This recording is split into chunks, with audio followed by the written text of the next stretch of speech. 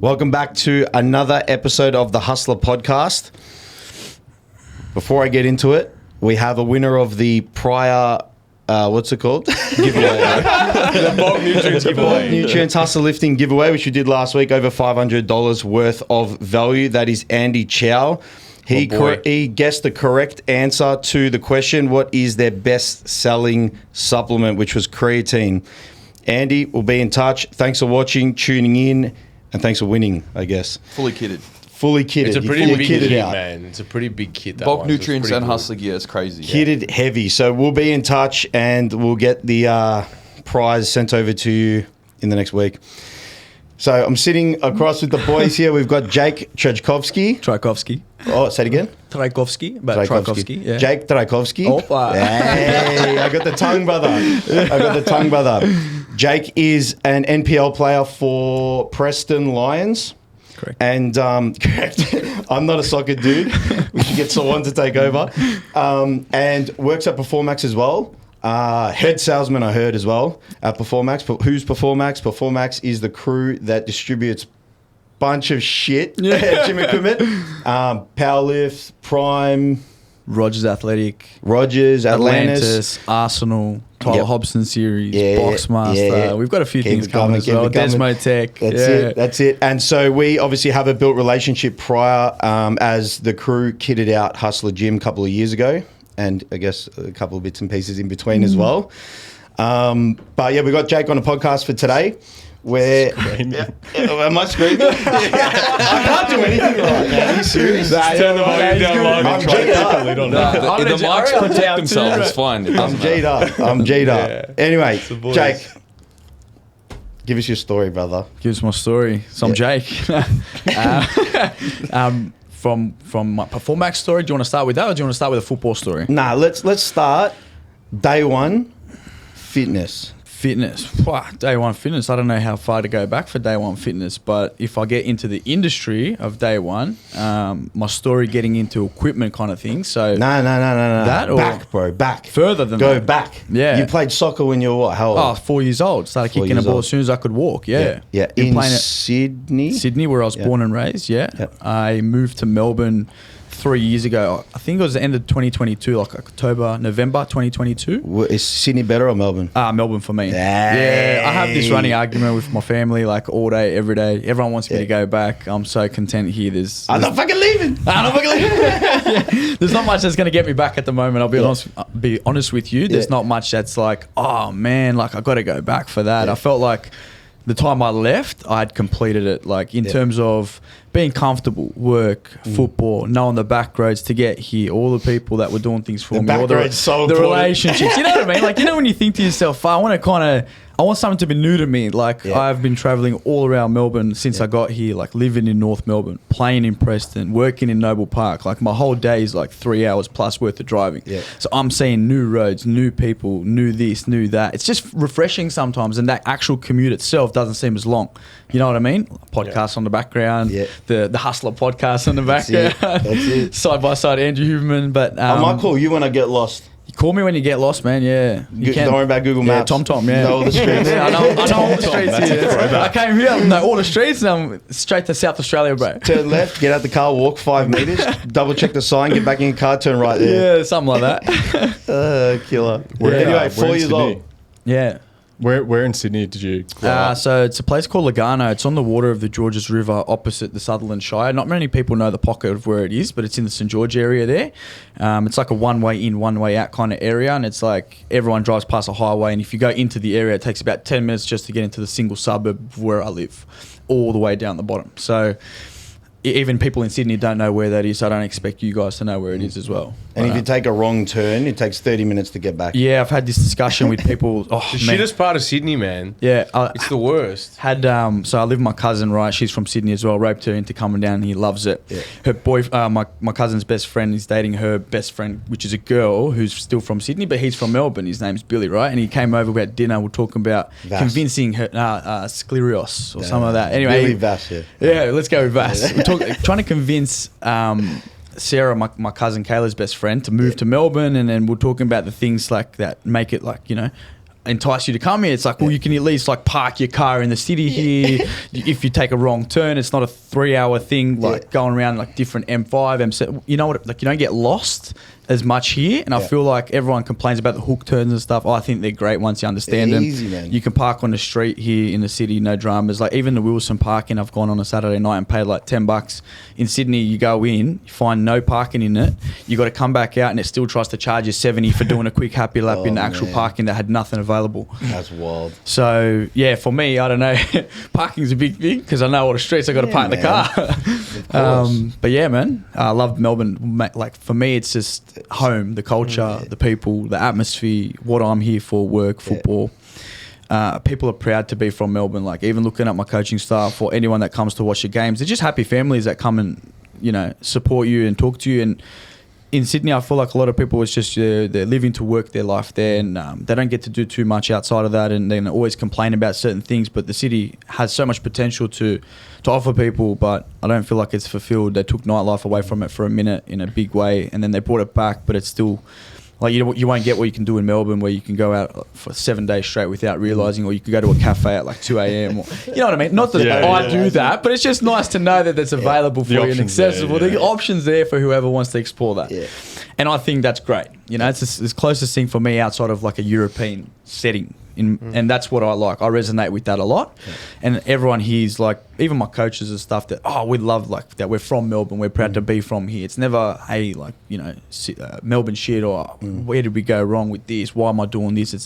It's just kind of different. I resonate with that a bit more. It's just I think the energy's a bit higher. It's more positive here, in my opinion, for maybe what I experience. Where'd you train when you lived in Sydney? Gym called Crew Fit in Mortdale. Yeah, I've heard of Crew Fit. Proper fit out of Arsenal and Prime. He's actually just opening up another one in a separate area now in Padstone. He's going like some old school stuff, your Nautilus, your Cybex and all that. But it was beautiful fit out, man. 2 stories. Upstairs was like functional, all play flooring, rogue racks and stuff like that. Then you've got all your machines at Prime and Arsenal, which are 2 of our brands that we're partnered with and we distribute. So for me, I'm one of those guys that I don't really care where or how far the gym is. I've got to train with the equipment that I know I want to use. I'm being in the industry long enough now. It makes me want to, I don't know, just know what. Good shit. Yeah, I want the good shit. That's exactly right. Like 100%. Everyone's, you know, general public will be like, yeah, whatever. I got it anytime. Just train on this, train on that. For me, I notice those big differences because they're my selling points that I'm telling people why they should be shopping with me in the first place. So obviously my role is to actually get that out there as much as possible without sounding like I'm being a salesman at the same time, you know? So that gym was incredible, man. Props to Jackson out there, How old when you started lifting? Oh, man, on and off. I used to be the skinniest kid ever, man. If I show you photos of what it used to look like, just that kid that you just thought to yourself, is he ever going to get any bigger? Probably like anorexic spec, bro. Just this little lanky thing got hot on me, and I was just never feeling out. And then I decided to just start pumping the gym. And when I was pumping it in a bodybuilding way, I was never really like, I was seeing gains quickly, but in terms of performance for football, I wasn't getting any benefit out of it.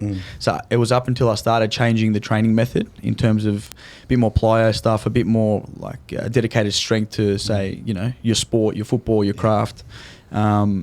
That's when I started to notice big differences where I wasn't getting injured playing at the same time that I was in the gym consistently more. I was like in, out, on, off since maybe 14, 15 in a gym setting, realizing that was actually going to be benefiting me in the long run in terms of my football. Because when you get older and you realize you're going to start to get into a first grade setting, those boys back then were huge, man. Like, you know what I mean? It's like you, but like 6 foot. So that's minimum, you know, and especially the position I play as a centre back, they're looking at tall guys, stronger guys that can deal with strikers that are going to throw themselves around and stuff like that. So for me, that became real important.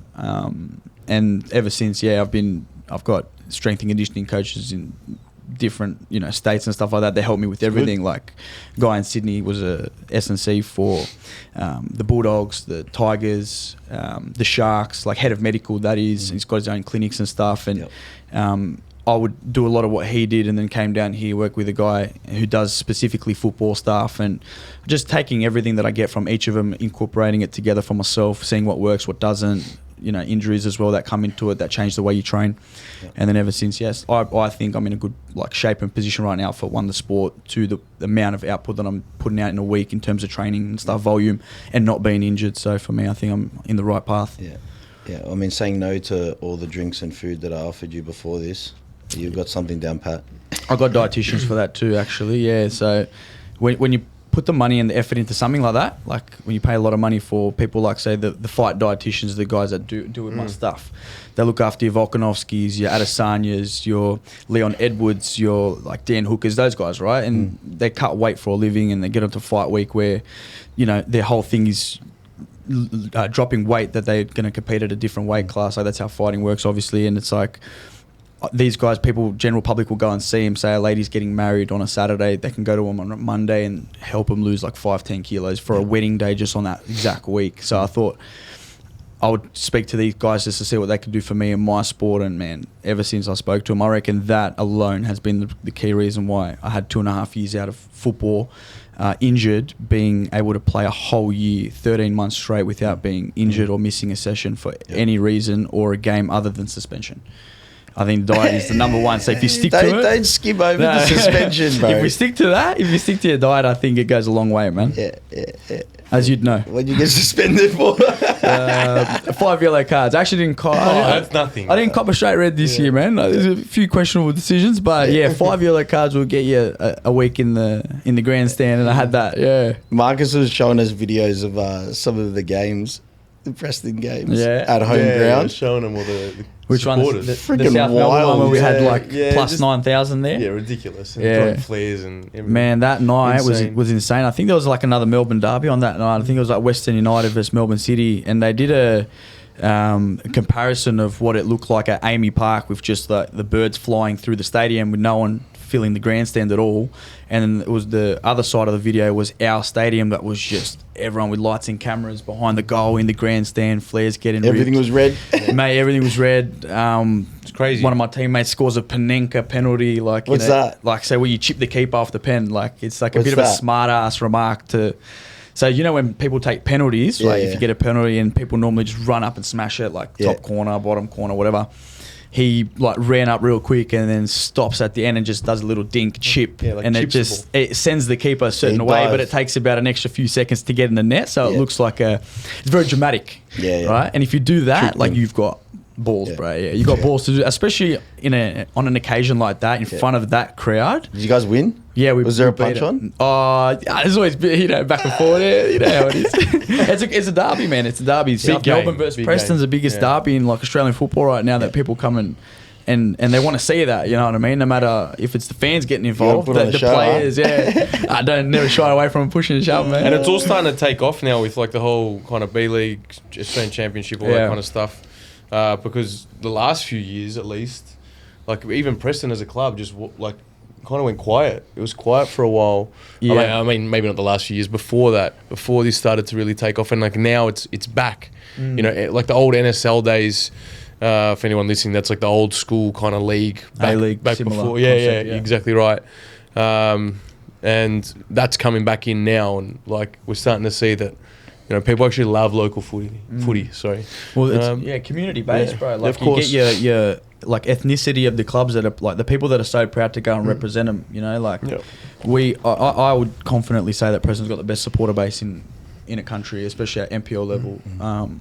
Thousands rock up. Doesn't even matter if it's our normal kickoff times at 8:30 on a Friday night. That's late, man. People work Saturday, and 8:30 is, you know, it's a bit longer than what a 7 o'clock, 7:30 normally if you're watching a TV game is. So people coming out in numbers, thousands for that, and then say you're playing on a Saturday that people are still working at 3 o'clock or whatever, thousands are coming out to that. Or you play on a Sunday, you've still got thousands. And our away games, man, I don't feel like we've ever played away out all this year, because our supporters will come no matter where we go. And we played in Sydney in the championship against a team called Spirit, and man, the whole grandstand was just red, black, and our supporters. It was a home game, really, just away from home. Killer. And that's what like I get goosebumps thinking about it, bro. Like it cheers you up, man. You get there, you're warming up, you got atmosphere, people are like talking to you, you know, like, yeah, let's go, Jake, this and that, whatever. Or they're trying to G you up, and then the drums start, and the flags are out, and they're ripping flares. And Flares are out. man, there's big games that we played before, the huge games where, say in the semi-finals when we're in them, the fans were coming to training the night before, and they're just ripping flares throughout the whole stadium. It was just pretty much like you can't see where anything is, and you're G'd up. Now I'm going home thinking I can't sleep. I want to wake up. I just want to play. Put me on that pitch with the countdown on 10, 9, 8. It's like drums in the background, referee's ready to go, and you're just jumping up in the air going, let's have a crack. Yeah, you look like you're about to get up right now, bro. Jeez, man, I'm spewing. We went 13 months straight, man. I wanted to keep going. Yeah. And I've never NPL players doing the Australian Championship stuff as well. Man, our season normally finishes August, September, and then you're back in for pre-season, November, whatever it is. Each club's different. But then you're starting the season in like February, so it's like a very long time to wait. But the fact that this is the first year that these semi-professional athletes have not only worked but also played through the whole year, man, it's been so special because the quality of football has been there and hasn't dropped. The marketing for it's been amazing. Like, you're travelling interstate to play football now. You're a proper professional everywhere you go, Like, you're getting flights in, you get accommodation, you're sleeping at night, you're waking up, going for a team walk, getting fed, playing, getting on a plane, going back home, and then you're back to work, right? But that weekend period there is just nuts, where you feel like you're, big pressure, big responsibility, and you want to. That's what you live for as a footballer. That's the stage that you're trying to play on every time. And there was so much good exposure from it, man. It was like, as soon as we finished playing, I just wanted to get back into it straight away. So what was life like? Talk us through. Obviously, you started young as a youngster in Sydney, coming up the ranks. So I assume the NPL ranks and all that kind of thing, and then you broke your way over there, and then got injured. Talk us through the kind of story and like what's brought you to, like how that's then brought you to Melbourne, because I think we're missing a little bit of time there. Yeah, so obviously like growing up, everyone goes through different like NPL clubs and stuff like that. I played Bonnyrigg, Sydney United, and then ended up at Rockdale for a very long stint. I think it was like 5 years, something like that. Left there, ended up at a club, Mount Druitt, and then 1-4. A lot of good players went for a very good coach there at the time, who was in an A-League setup partially as well. And before it kind of went downhill, I got injured a few times. I had a shoulder dislocation when I was at Rockdale that never really got better. I was kind of masking all the time, playing strapped. So that like the ball and socket in my shoulder was like, how I explain it to people, was like a golf ball sitting on a golf tee. The golf tee was pretty much broken off, so the ball's just ready to go anytime you move up or down or in a challenge or something like that. So like one of my physios said, you always need surgery for that. But I rehabbed as much as I possibly could to avoid it. Then ended up leaving Mount Druitt halfway through the year, and then was just focusing on the gym and trying to get myself strong, because I had a thought in mind, I want to go play in Melbourne. I've been watching this team pressing for a long time. Macedonian boy, I want to play for a Macedonian club with, like, coming up again, because it's a very big club with history. But there was a story where they, were out of action for a long time and then worked their way back up from the state leagues into NPL, where we are now.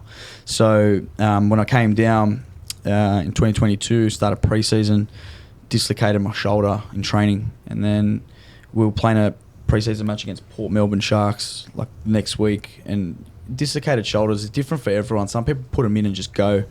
I wasn't like that. If mine popped out, get like lightning strikes zapping going through my body, completely like out of action, where I just couldn't move a single thing, like a limb at all, nothing.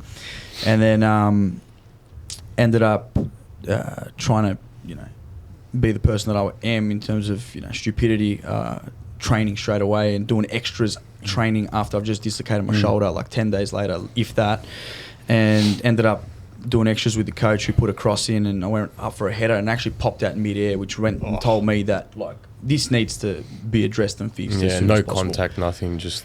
So it was like tough, because I hadn't played for half a year in Sydney, then came down to Melbourne to play, and then got injured twice, and now I've got to have surgery. The surgery was kind of booked for like 9 weeks into the season, so I had to miss the whole entire season out. And then by the time I'd come back last year, it was one of those things where your body's just not used to playing anymore. I would be training, get soft tissue injuries, nigglies, ankles, something going wrong here and there every time. And then once I did get back playing, I'd play on a Friday night. The schedule just happened to be against me every time. It was like I'd play on a Friday night, 90 minutes, get a win. Then we got a cup game on a Tuesday. We play the cup game, like the Australia Cup.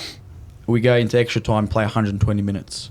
And then Friday back, we're backing it up again, 90-minute game. So I'd play maybe 3 games in the space of that 7-day period. And now my hammies, groins, adductors, everything was just, what are you doing? Like, needed that time to, kind of adapt to playing again. And I never really gave it that. What'd you do to get it right? Well, I kind of just got through the season like that. The rest of the season, I was just, man, I was like a mummy. Like shoulder was strapped, adductors were strapped, ankles were strapped. I was going out there. I don't know how much the club would have spent on me alone just on tape. It was outrageous. Seriously, man, I cost them a lot of money. But got through the end of the season, we ended up getting promoted, so everything was sweet. And I never complain. I'll never pull out of anything. And my coaches and stuff know that. I actually tell them it's up to you to pull me out. And I'm the kind of guy that says, like, I'll never come out on my own accord. I'd rather just leave it all out there and die out there. So it's like, it's not smart, but it's just the attitude that kind of like, when you do one thing, it's how you do everything. And that's what I want to do in life. I'll always leave everything out there until I'm told, like, you really can't. Yeah, well, that's why it's important to have a coach that knows that. Yeah. Yeah, that's your double-edged sword, bro. That's your strength as well. Yeah. Well, they would know that eventually and then start to, work with me the way it would work with me. And I thought, you know what, as soon as the season finished, that's it. Lock in. This needs to be the biggest pre-season of your life if you want to make this spot, one, yours, and two, do something special next year in a tougher league with the championship coming up where you're going to be playing even longer than you've played in like consecutive, weeks and stuff like that. So what did you do in the off-season? Just gymmed like everything that I needed to do properly, nothing out of order. I wasn't going in there, going to train legs and finishing on bicep curls into tricep, push downs into skull crushes. You know what I mean? Like, when your ego hits you sometimes and you're in the gym and you're just doing things that aren't really necessary as a footballer. I just went and did everything in terms of strength, and I was doing it like every day. And I felt so strong. I felt so good mentally. I was in a good zone. And then, like I said, my dietitians came in and I went and saw them, had a Zoom, and then ended up speaking to them about how I want to change my programming, because they said to me, send us some of your food, what it looks like, what you do on a daily basis, your training schedule, your work schedule, how much you consume into this, your water, every intake possible, right? They sent me for a DEXA scan. They sent me for blood tests to test everything. That actually took 2 weeks to come back because it's all the hormones and stuff they want to see as well. So I started doing all of that. And once I got the food right, with the sleep right, with the recovery right, with the training, it was just the perfect pyramid. It just was so in sync that mentally I knew that I covered every base possible to never have a chance of being injured or not playing or anything like that, because it was all right. And I feel like if you know that you're doing all the right things, you just take a different kind of confidence into everything that you do, that nothing's going to go wrong. And for a long time, I would doubt myself, whether it was diet, whether it was sleep, recovery, am I doing the right things in the gym? And it would play on my mind so much. So I would always make excuses as to why things went wrong, instead of take accountability to say, well, the things that you could be doing better, but you're not. If you're now going to go put money into people that are going to tell you what you already know, at least follow and listen to it. Otherwise, it's just going to be financial loss for no reason. And I put a lot of money into like my body, like in terms of recovery, in terms of the massages, in terms of the physios, and every single person that I see, it costs a lot. So if you're going to do that and you're going to have a real hot crack at it. And listen. Yeah. So I didn't want to come to Melbourne, not have a crack at all, and then get to a point in my life where I regretted it. So I thought, you know what, this is literally only up to you to get the best out of yourself. And this year, I reckon, it's probably been the best year of my football career to date, based on the fact that I did all the right things and I'm not, like I said, not injured once. And the only reason why I say if I didn't play a game was out of suspension or something like that, or squad selection or whatever it was never, hey, he's injured again or this is going wrong, because clubs that sign players, they're looking at your history of, are you always sitting out? Are you coming out of training? Are you ruining the numbers? Can we rely on you when it comes time to relying on someone to be there when we need you there? And I think everyone could see the potential in me, but it was like I was not fulfilling it because just things were just in the way. But I kind of persevered past all of that and just on my own accord got to where I am now. So yeah, it was pretty good, man. Because that's the hard part. It's that being at that crossroads. I think most people, if they've had big injuries and stuff, they go through that. It's like like you said, you can make excuses. You can be at that crossroads where it's like, shit's just not going my way. I can either call it like, it's because of this, this, and this. Things that are out of my control, or I'm unlucky, or like you said, like the schedule was working against you or whatever. Or you can be like, it's the same schedule for everyone. It happens to everyone. And just like you did, and I think, it's an important lesson for people out there as well. If you're dealing with big injuries or whatever, it's like, genuinely ask yourself, are you actually doing all the right things you need to be doing? And if you are, then you can feel sorry. Like, that's when you have the right to feel sorry for yourself. But I highly doubt that if you are doing all those things, you'll even have that problem. Yeah. And the thing is as well, you just don't want to have that people feeling sorry for you all the time. Oh, like he moved to Melbourne. He didn't play. He got injured. He's a club man. He comes. He makes everyone laugh. Like my attitude was, I just was so sick of that. I didn't want that story to just be my story. You know, we start training 6:30 on the pitch. I'm there 4:30. You know, I'm training before training. I'm training during training. I'm training after training. So I got to make sure that, like a lot of players can rock up at 6:25, put the boots on and go out. I can't do that. My body's not made like that. So if you want to do what you got to do, be disciplined in your approach to getting there. So that's why I got to spend a lot of time doing pre-app. When I get on the pitch, I've already I'm as warm and as you can tell what I'm like when I'm out there barking this and that. So I'm ready to go. Where it takes a lot of people a few minutes to get into the session, you know, because warm up, everyone's just motions and whatever. But then as soon as you start and you're doing like a rondo or something, and the ball's just moving, zipping, and you're not getting there, and your muscles aren't warm enough, that's like I reckon that first part of training is where everyone gets injured the most. You know, so it's like if you don't take care of that stuff and you're not disciplined your approach to it, then you're just gonna be sitting out a fair bit, or you're gonna always have an excuse as to why you're not, you know, playing, or why you're not giving yourself the best chance to perform at your best, you know? So, did you come to Melbourne for work and then organise Preston, or did you come to Melbourne for Preston and then work came with it? It kind of happened right at the same time. I timed it very well. I was always, like I said, when I stopped playing at Mount Druitt, I was like in my head, I'm going to move to Melbourne. I'd be at dinners with mates and watching a Preston game. In a lower league, it was just different players to what we have now. And I thought, you know what, I love the crowd. I love where the club's going, the direction. I love the history of it. Like I said, Masso Club as well. I want to play for them. And if I'm going to do that, and I've already put that in my mind, and I'm going to manifest that, I've got to now surround everything else around that. So then I thought, okay, I'm in the equipment industry. Which companies are down in Melbourne? You've got, you know, like your Little Bloke Fitness. You've got who else is in there? Novo Fit. You've got your Life. Your Life Fitness. You got those kind of guys, and then your smaller functional kind of businesses, right? And then I thought to myself, there was one company that was attached to a gym as a showroom, and it was into performance. That was, you know, also said that they sold gym equipment. And I looked at the list of the suppliers that they had, and I thought, well, what I was doing in Sydney was actually trying to get these supplies to the company that I was working for at the time, like Atlantis. I got them to work with them, and they had Hoist before that, and I thought, nah, that's not the stuff that I want to put into gyms confidently. So I want to get Atlantis, and then this company in Melbourne, I looked at the list of equipment that they had in the gym, and then what it actually advertised that they were selling as well was your Prime, your Atlantis, your Rogers, your Powerlift. And I thought, yeah, let me hit these guys up. And it was the most coincidental timing that when I submitted an inquiry to the email that was provided, Stanko called, and, you know, like fast forward to now, he goes, man, the way you got in touch with us at that time was just so perfect, because he was interviewing people for a sales manager role within the business at the same time that I was contacting them. And when he got on a call with me, and I told him my experience, one in the industry at smaller companies, but wanting to get into that more, you know, not just doing warehousing, not just doing custom service, not just doing sales, just specifically be sales for these brands that are from overseas, where I'm actually in control of top brands, the reputation of them, which I back myself in being the representative for these guys.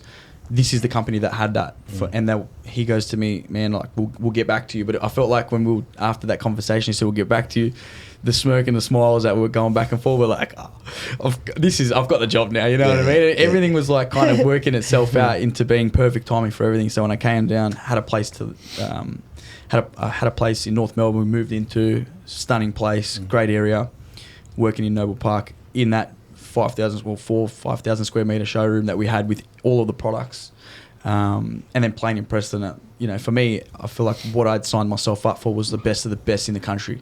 You know what I mean? At the level that I am as an individual, saying if I'm not playing in the A-League, I want to play in Preston.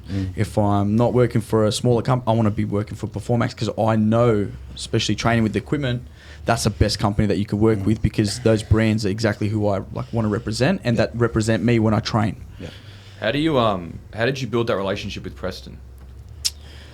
Man, football's a very word of mouth kind of thing. Like, I actually came down to watch, I spent a weekend here with some mates, and the club actually has a house for some of the players that live in them, in Essendon, and I went, saw a couple of mates down there that I was played with in Sydney, and when I went to watch a game with them on the weekend, there was like a women's game, and we were bored, and the guys go, "Oh, let's go to the club. There's a women's game on a Sunday, but just come down. It's decent vibe. People will be there, whatever." Right?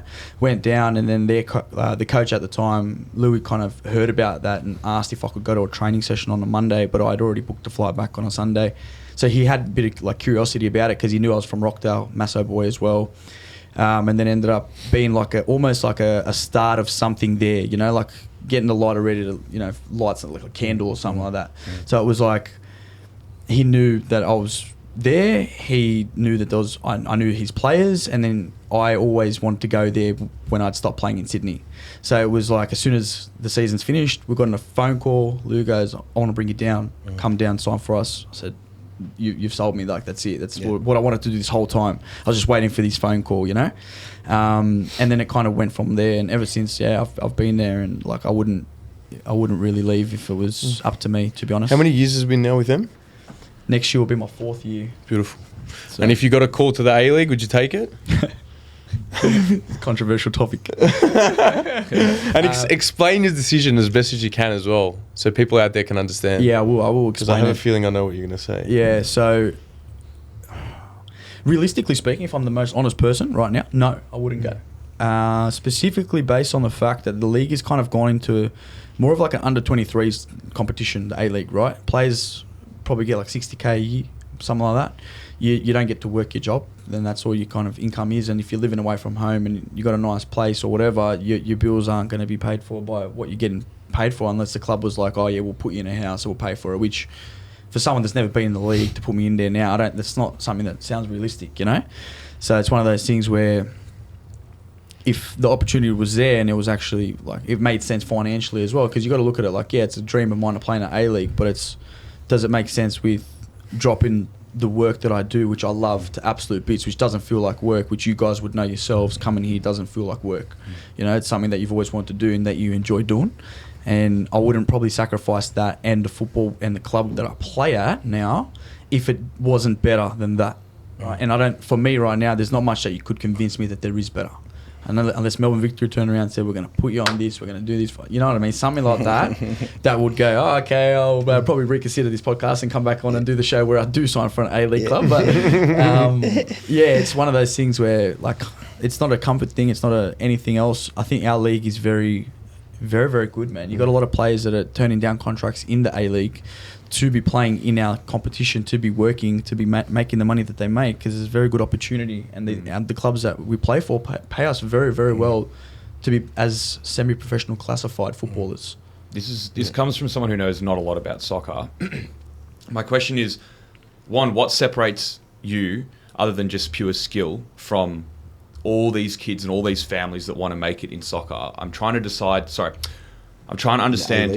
No, I'm trying to understand where you are in your career playing soccer, from a kid all the way up, where people start scouting you. Do you have to shake the right hands? Do you just need to play well and hope that you get seen? What's the process from being a club kid to moving up to being paid to do what you do? Man, there is so many different avenues. Like when I was a kid, 13, 14, 15, I played in England a little bit. Like some of them were tours, but other times when I was a bit older, 15, I think was the last time I was there to play. I was like on trial at 2 clubs, like Blackpool, Wrexham.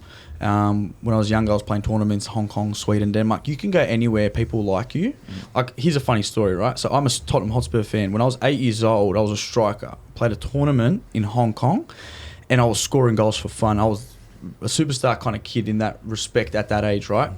And some people went up to my parents and said, like, "We want to bring this kid to England and get him a trial," and we probably get him to Tottenham at the time.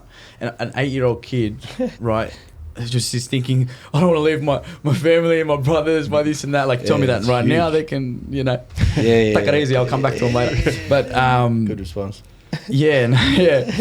I wouldn't have had any idea at the time what that could have done for me if I had gone, and not doing that, and then kind of coming back to our system here where the opportunities, I wouldn't say it's as great, but I think it's not the same when you're born and raised and bred in England, for example. When Aussie kids go play over there, you can see the levels completely different. Like, we were 14, 15. We versus Man United at the Carrington, the training ground that they've got.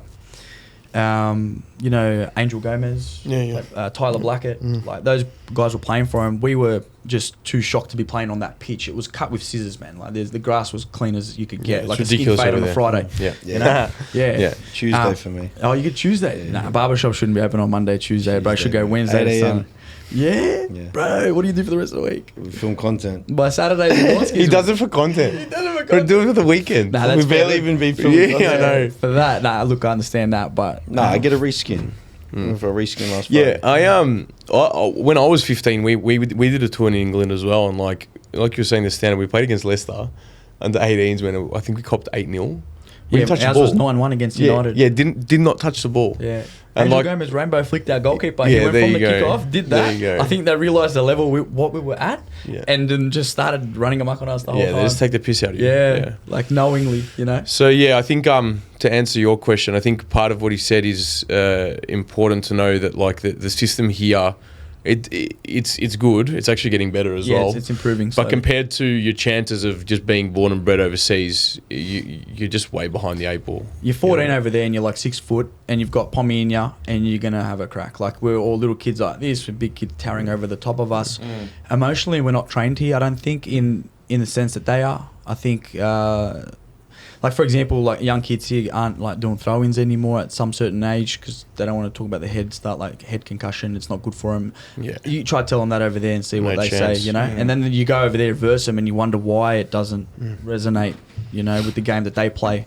Like everyone loves English Premier League. It's a million miles an hour league. And then you watch an A-League game and everyone goes, oh, why is it not the same? Well, how are we developing kids from a young age? Like what are they learning? It sounds Are like they- you're accelerating. Most of my coaches growing up were parents, or Correct. you know, like over there, that's like it's just unheard of. If you're playing at, and you know, came up through the NPL system. That's technically the B league in the country. Correct. And as a kid, you know, back then as well, there wasn't A League teams only had youth teams. There was no under 14s and 15s and stuff that they have now. So really, at that age, that was the best level in the country. And you're still getting coached by really average coaches. Whereas if you go to the best level in the country in England, it's ridiculous. Yeah. When we were over there, we actually saw one of the Leicester teams that were training, and their striker had 3 coaches with him.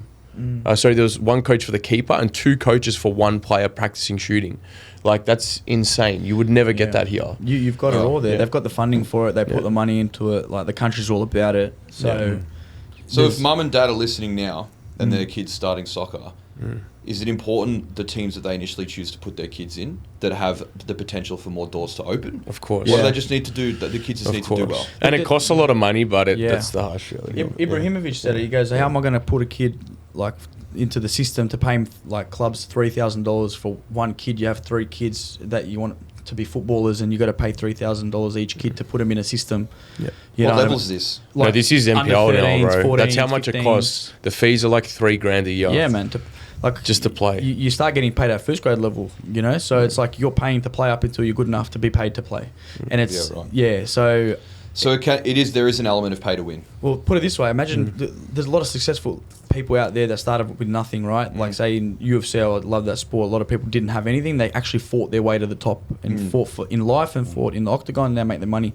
Imagine the people that you don't get to see because they never actually had any of the money to start playing football Yeah. that go unnoticed. And there's so much talent out there that you would never get to see because they couldn't afford it.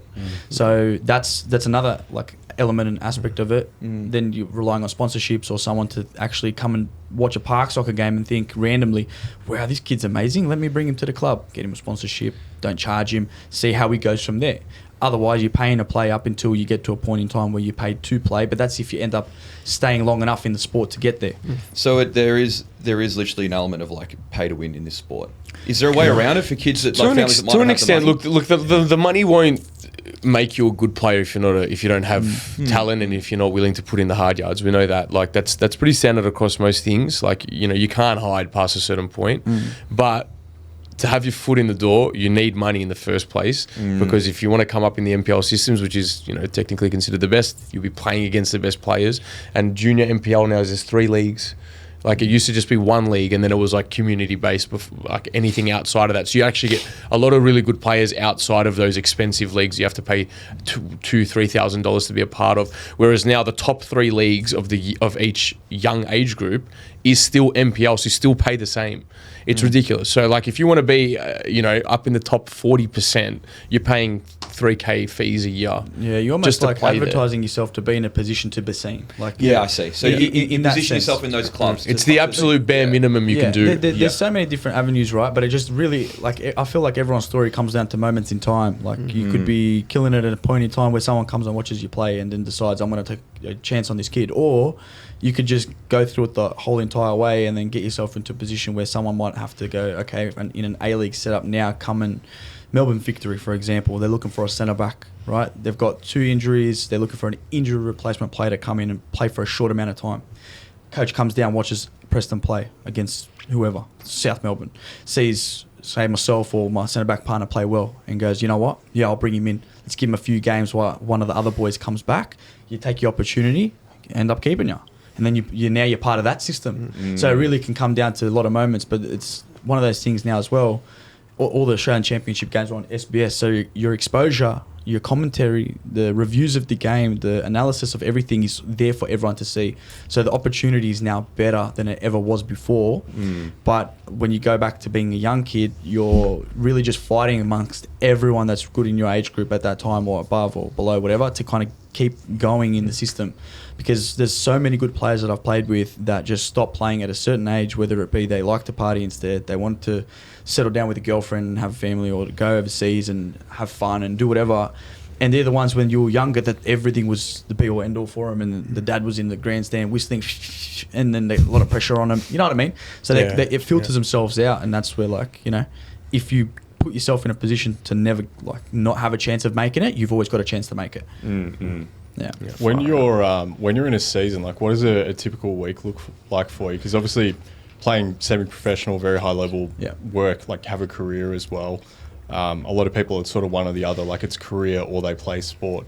So yeah, I'd imagine you're flat out with a big load of things. Yeah, so like, say for example, regular season, we play Friday night home games. We'll use that as an example. On the pitch, Monday, Tuesday and Thursday night for Preston, and then playing Friday, right? Depending on how quickly the turnaround is the next week, we might do a recovery on the weekend. And then on my own accord, I'm in the gym 2-3 times a week doing maintenance training during the season as it goes, and then working as well. So I'm flexible with my work. Performax is amazing to accommodate with my sport as well. A lot of the things you can do remotely. Man, I just need a phone and a computer with some internet, and I can, like how the operation works globally, I can do everything and anything I need to do. And when you prove to them, they know that you're someone that works hard and does your thing, they don't have to question that. And then you can kind of just make everything work the way it is. Like, it's not a complaint to me to get up and go to work early and train, or, you know, work, train on a break, go back to work, then go to Preston and train again. You know, it's, you make it work if you want to make it work. And if you want to be successful in both those industries, you're going to find yourself a happy medium, or don't try at all. So that's how I make it work. So 3 trainings, 1 game, and then... Yeah, it depends on the week. Sometimes, recovery. like, you say you play on Sunday and you don't get a result, like, you might come in an extra day the following week. Everything's kind of circumstantial in that, like, aspect as well. There was a game this year where we didn't get a result against a team that came dead last, and, man, the game finished 10:30 at night on a Friday, and we were at Port Melbourne Beach on Saturday doing runs at 6 a.m. So really, it can all change, and it all depends on really... And there's a massive demand, like, I think as well, important to consider is there's a massive demand on, like, you have a flexible job, which is great. A lot of the boys in your team might not, or you know, might be really, they have to drop it, like, otherwise you're not in the squad next week, or you're not in the starting lineup, you lost your spot. And if that's your only opportunity to keep it, like, this is, I guess, the reality of really wanting to push and play at that highest level. It comes with a lot of compromise. It's not just, oh, you know, it's great, I can work technically 2 jobs. It's like, nah, I'm working 2 jobs, but I'm actually, like, I need to work that second job too. Like, soccer is a job. It's not like you can just be a participant in both. Like, you actually got to be the standard of both of them, because if one's lacking, then you're going to see it, yourself lacking in the other one. And if you're not putting the same amount of effort into both, well, you know, everyone's going to kind of look at you and go, what are you kind of doing? You know what I mean? Then you're not playing, you're not making sales at work, you're not having good months, you're getting sat down saying, what's happening with this? Like, did you do this? Did you do that? Is it because you're spending too much time doing this? Are you not putting enough time into doing this? And then it's just like, well, if you want to do it, you're going to have to do it. And if you don't do it, it is so quickly, like, something that people can see and find out about you. Yeah. And you don't want that. Like, you don't want to be known as that person that's just doing things half-hearted. You got to be, like I said before, how you do one some thing is how you do people everything. But it's such a good display as well for like, you know, we hear it all the time. Like you hear it from people all the time. Like, oh, I don't have time for this. I don't have time for that. Or, you know, I couldn't train this week or whatever. And it's like, yeah, but I think sometimes we rely on that too much. You know, we create that kind of excuse in the back of our mind that when we're busy, that's when certain things take a back seat.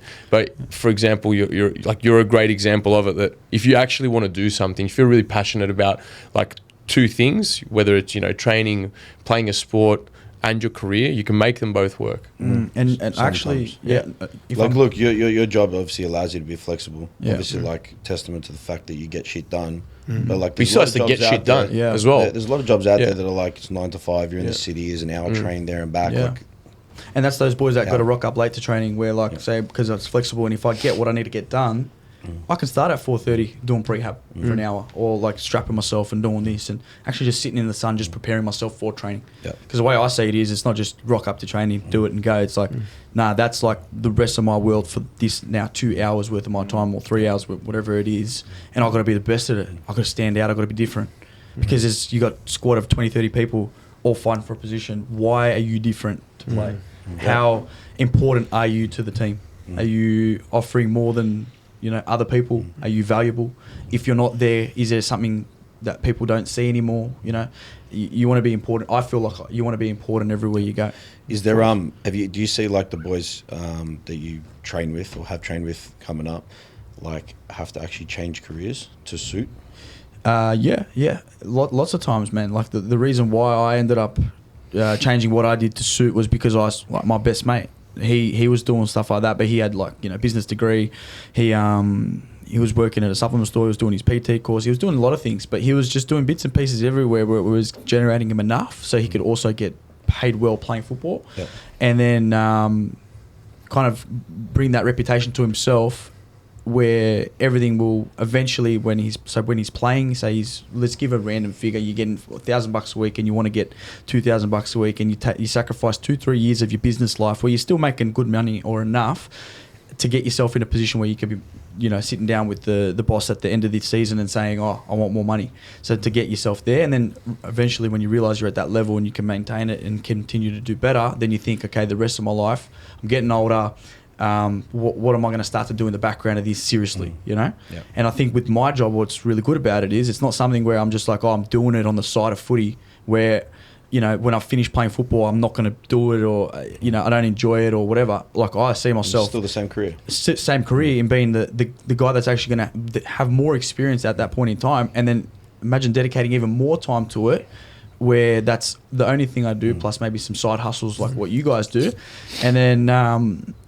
just constantly like evolve and get better, and just everyone at the end of the day wants to make more money and do like good things in life, and I think that's what happens with you know, hard work and all the rest of it. So have you decked out the Preston gym yet? Nah, man, they actually wanted to get some stuff, but it's not like they did a performance center in there, but it's a couple power racks, couple benches and some free weights and stuff like that. So it's not That's interesting. the budget. Get him a prime leg extension and hamstring kill. They spent all the budget on a few players. They've got nothing left for the gym.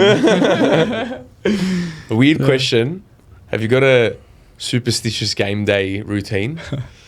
I know I do. Nah, you know what? Yeah. I used to be like that, but I was too much in my own head, and I actually thought about it. Like, I draw a lot of comparisons in my life to UFC fighters, and I think that like you could rock up anywhere, anytime, underdone, injured, haven't eaten, dehydrated, come off a flight, gone straight to the game, anything like that, and you still got to perform in front of how many people and be your best. So I used to have every superstition under the sun, where I would worry about the type of food I would eat, the undies I'd wear, how I would pack my bag. It had to be done the night before, had to be symmetrical in the back. Like, everything was a thing, up until I was just starting to make it as an excuse as to why I didn't perform. And then I started to pay attention a lot more like to UFC guys, and that's where I get a lot of my mentality from. Anytime, anywhere, put me there and I've got to perform. in front of everyone. I love it. I either get embarrassed right now or I give my all. But if I know I'm only going to give it my all, there's probably no chance of me being embarrassed. You gave your power away to the superstitions for a bit. No, I don't need them because I think that's all. Like, taking that it's all power in your back, head. bro. Yeah, I took it back, and I said, no chance, bro. I'm in control here. Like, if I rock up and if I'm extra tired, well, you got to put extra effort in. That's as simple as that. Like, substitute how you feel with more of what you need. So That's wicked accountability. That's good. Man, accountability, bro. It's our change room everywhere. It's my life. It's everything accountability. First things first. Something goes wrong.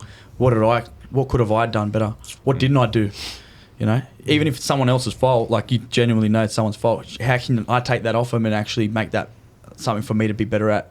Could I have intercepted that before it became a problem and helped them and actually learnt and grown if I paid more attention to the problem or whatever? You're a salesman, bro. So you got to do better. What could I have done better? No, honestly, like because I actually just thought about so many work scenarios in that, you know what I mean, where you think, yeah, I was doing a certain task and I deflected it to someone else. Maybe that wasn't really in my realm of what to do, and that person can do that. But maybe I should have allocated a bit more time just to make sure it ran smoothly before, you know, I gave them something that they couldn't maybe handle, and then something went wrong there, and then I got to go back into it and think, you know what, just extra couple steps, extra bit of info. The first person you blame yourself always. Yeah, well, that's like, I feel like when you do that, I think people respect you more. So there could be issues that go wrong, like installations. You learn as well, man. If you're blaming everything else, and you could have done things better. I mean, I know this is me as well with work.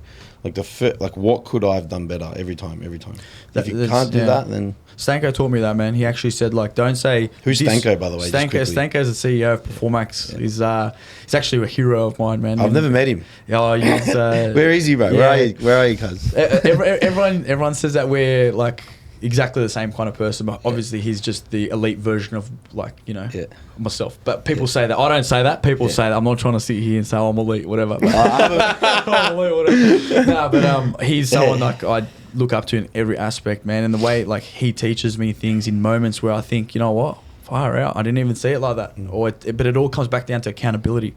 What could you have done? Instead of deflecting the blame somewhere else or saying that this was the reason for this, how can I absorb that so the person knows that you're coming out of a place of, you know what, I'm really genuinely sorry. I should have done this. This should have happened. We're going to fix it.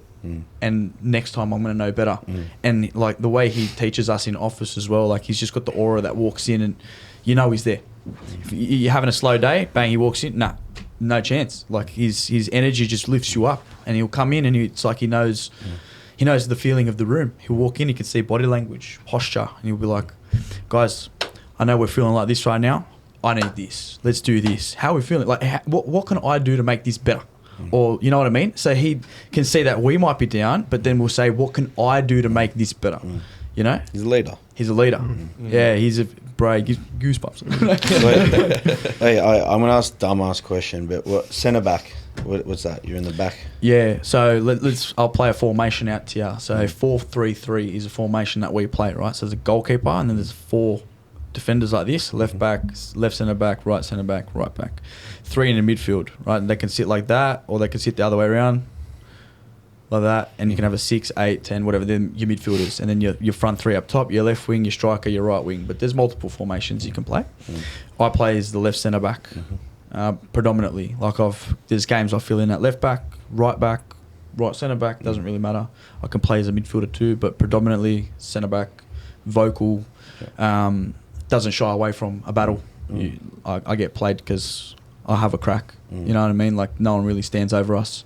If someone needs to be stood over, they'll call me. You know, like that kind of guy. Stand over, man. How do you end up there? How do I end up there? Leadership, communication. Punching on too much. Yeah, like it's your characteristics will actually guide you to the position that you play.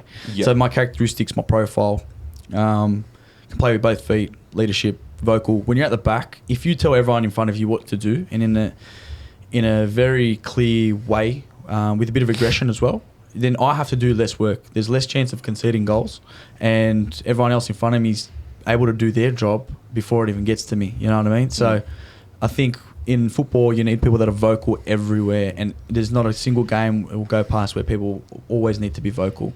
You can't play a game mute. You need to be telling everyone, if you're back to goal and I'll pass you a ball in a certain angle, but I want you to play a one-touch ball, I might have to do it with a certain weight. I might have to tell you something I could tell you something about what I want you to do with the weight or anything of a pass, but I could also tell you what to do vocally. And I think when you do both, it just makes everything better. And everyone, if you can communicate to your teammates all around the park efficiently, you've got more of a chance of winning a game. Like I think your chances are much higher.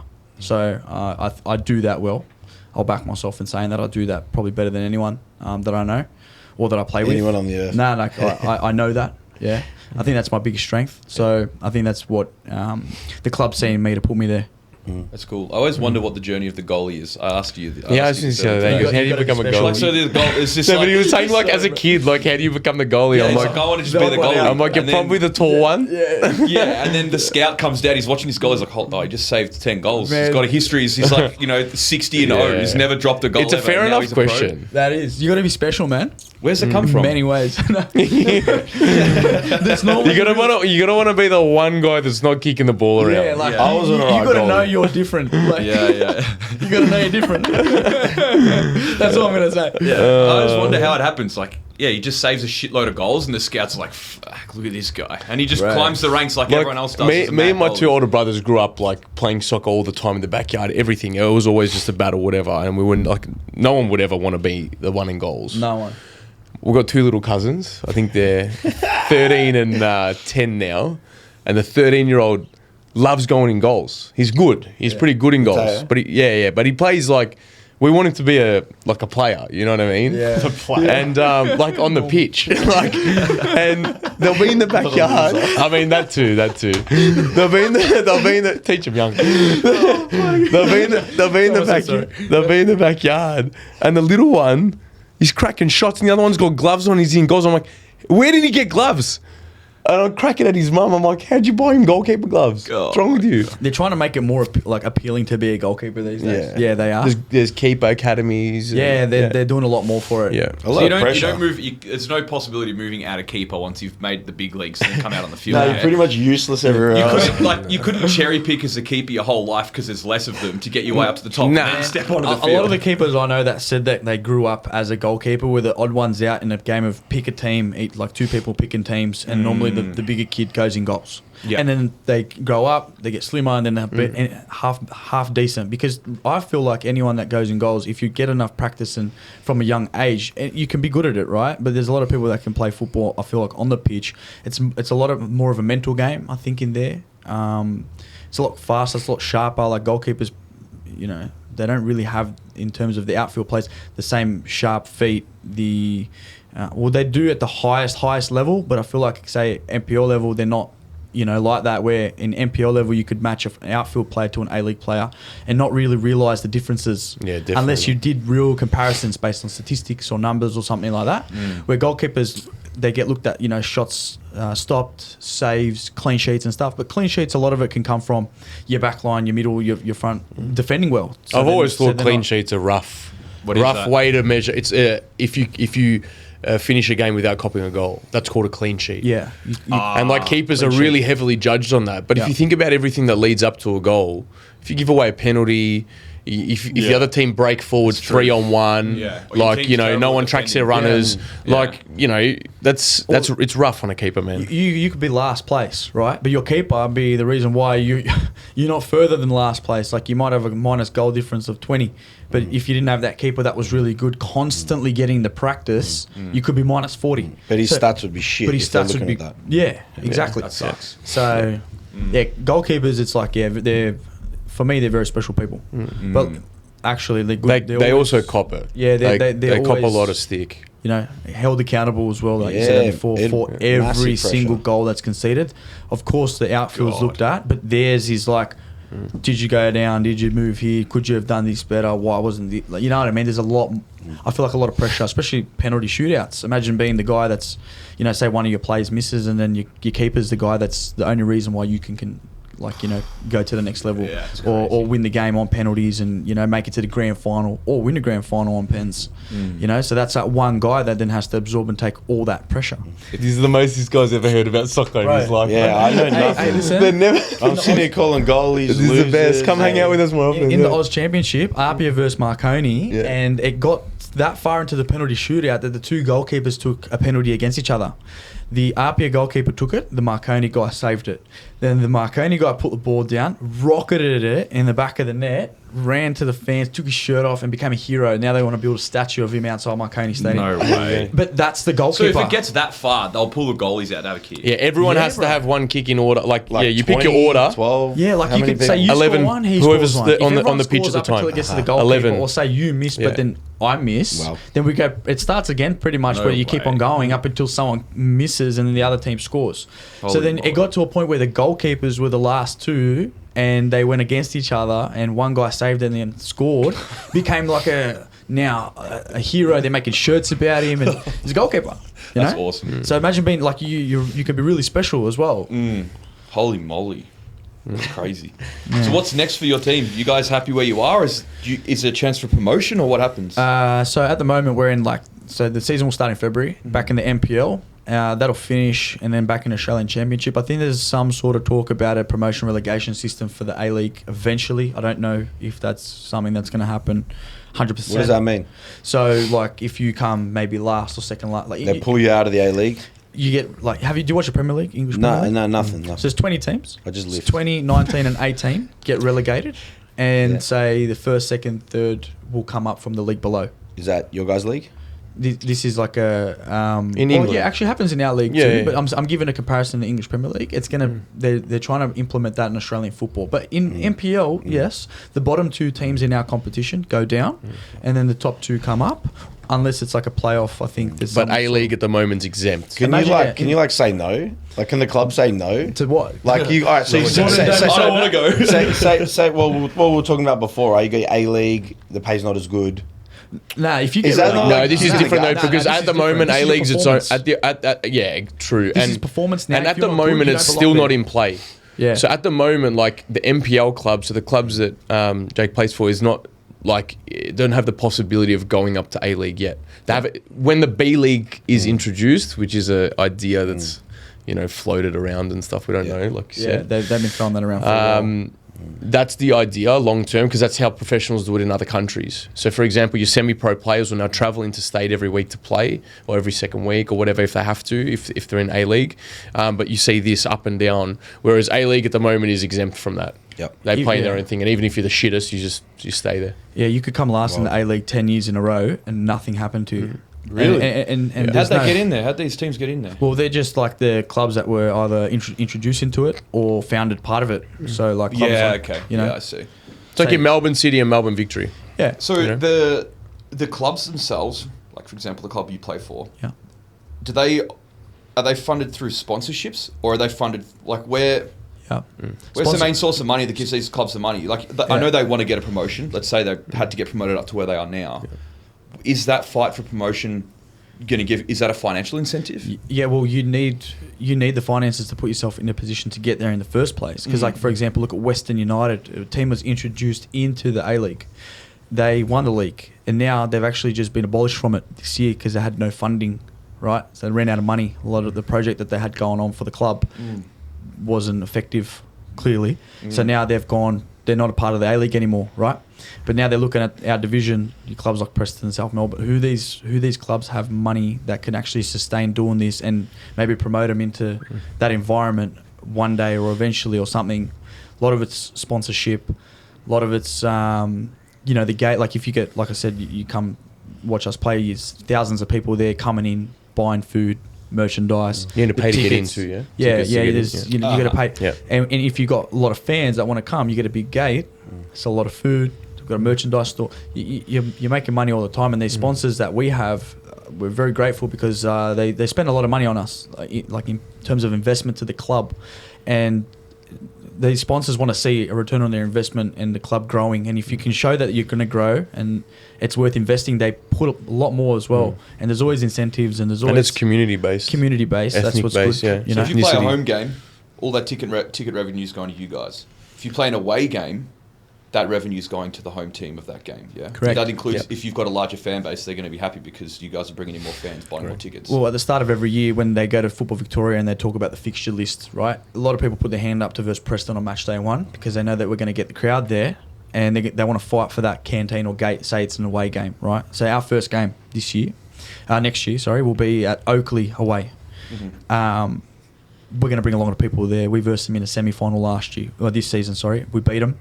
There was a lot of people there, thousands. So they want to replicate that again. Everyone would have put their hand up to say, yeah, we saw the gate, we saw the numbers, we saw the atmosphere, the game of footy was great. We want that again. And everyone would put their hand up for that. So when we will go places, locked in for that? Enjoy it. Yeah. In Oakley? What day? It's a Sunday, I think. Sunday the 12th or 11th of Feb or something like that. All there. Yeah, we should We're go. all there. You know where it That's is. mad. It's Jack where we. Edwards Where can I get he flares knows. from? Yeah. Don't ask me about that. There's a little bit of a thing going on with our club. We've been in trouble. We've actually got a That point was a deduction. joke, guys.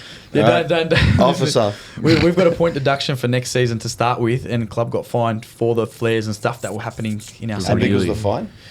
I can't remember what it was. It started. I don't know if it was like 3,000 and went down to 1,500 or something. But then we lost from 9. The points worst to part's 6. the worst part's a point deduction. Like the club cop points off your standing on the ladder. Yeah, that's Oh, right. You know, so Start you at could be 1-6. first and then bang. Just quietly light him. Yeah. Well, yeah. How can he prove it? Don't take it too seriously. Hey, all right. We got a couple of questions as well. Should we do the little Q&A thing? Yeah, go for it. All right. You've sort of answered this question. Is there a possibility to return to Rockdale, or you settled in Melbourne? At the moment, I'm settled into Melbourne. I don't really have the intention of going back to Sydney anytime soon. I feel like it's not that I'm going back to something I've already done and completed, but I kind of do feel like The that as roads well. are shitter. Yeah, the roads. You can't park your car. You know when you play like a video game? It's like you get to level 10 like Mortal Kombat or Tekken or something, and then you finish Clocked it and it. you're like, oh, I'll just... Like, if I do it again, is it really the same? Yeah. I'm at that. God of War. I feel like that, you know, where I'm still new here. I'm still learning here. Like I spent, 20, however many years in Sydney, 23 years, whatever it was, 22 years there, growing up, living. Now I'm here 3 years. Next year's the Parking 4th. anywhere. I can park anywhere I want. Quick A to B U-turns and commutes. everything. Yeah, like I don't get lost. Wild. I know the roads now. So hard no. Hard. Like it's not a hard now, no hard forever, no. but for hard Never no say right never, now. but Never right say now, never. hard Fuck no. Sydney. I did hear that. I'm going to butcher this name, but describe your relationship with NPL GOAT Alek Urosevsky. Alek Urosevsky, yeah. I'd consider him like one of my best mates.